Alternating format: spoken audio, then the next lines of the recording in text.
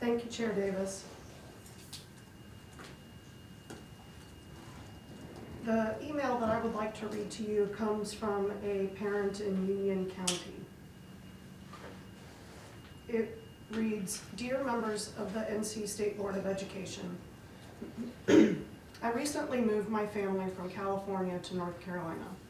I am an immigrant who came to the U.S. when I was 5 years old with my family. And my mom and dad wanted to come here because this was and still is the greatest, freest country on earth. They didn't bring me to a racist, evil country.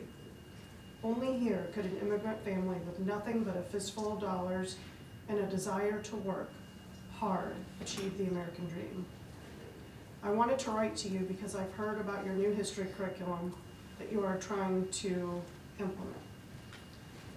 The accusation is that the curriculum follows the tenets of Nicole Hannah-Jones' fictional work, The 1619 Project. I understand she won a prize for that, but with the objection of so many of the leading Pulitzer Prize-winning historians who actually teach and know real history. These powerful objections and dismantling of the 1619 Project are available to all who wish to read them. So that's not the point of the letter I'm writing. Instead, I'm going to make an appeal as someone who grew up in, quote, post-racial America and still went through hellacious discrimination. You see, I was the only East Indian in my classes in the 80s, pretty much all the way through high school.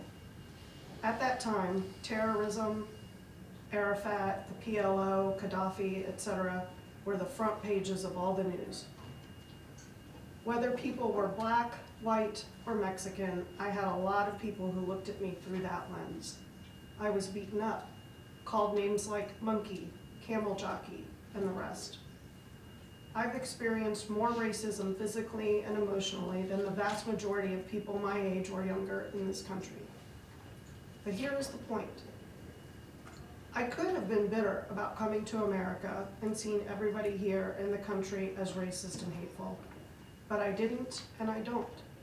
For every one person who was mean to me, there were a dozen of all races who were my friends. We don't whitewash history, but we don't rewrite it either.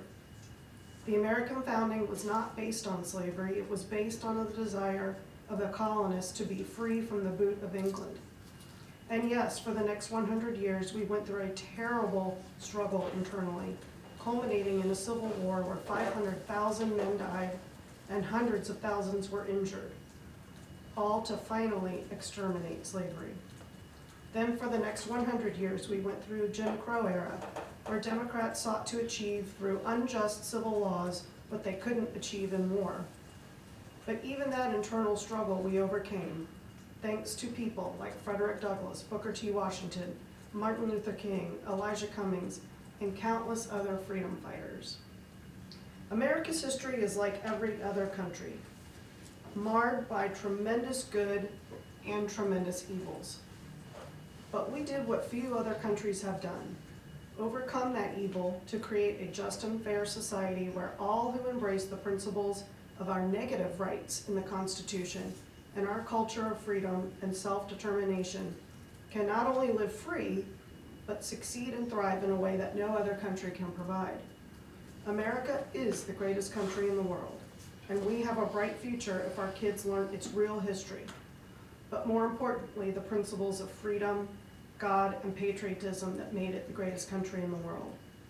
This is the country whose unique capitalist system made the modern age, lifted billions out of poverty, and created the greatest technological, healthcare, housing, quality of life, economies of scale in human history. We defeated the greatest single evil the world has ever seen, socialism in the form of the communist Soviet Union and the fascism of Hitler.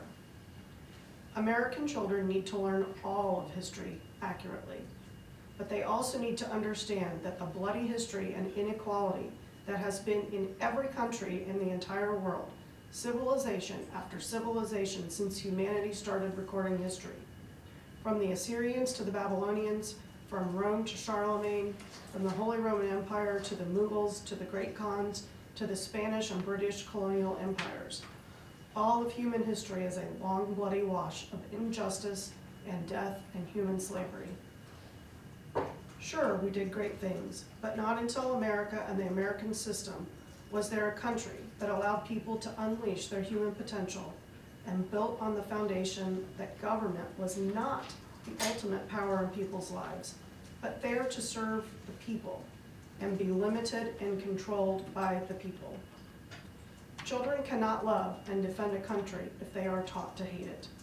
If they are taught false history and that their entire country is a slave state, and then unless you are, quote, white and, quote, privileged, that you can't get ahead, no matter what you do or how hard you work, they will grow up to be defeatist in their thinking, cynical about their futures and the country, and hate every principle and opportunity that gives them the chance to succeed.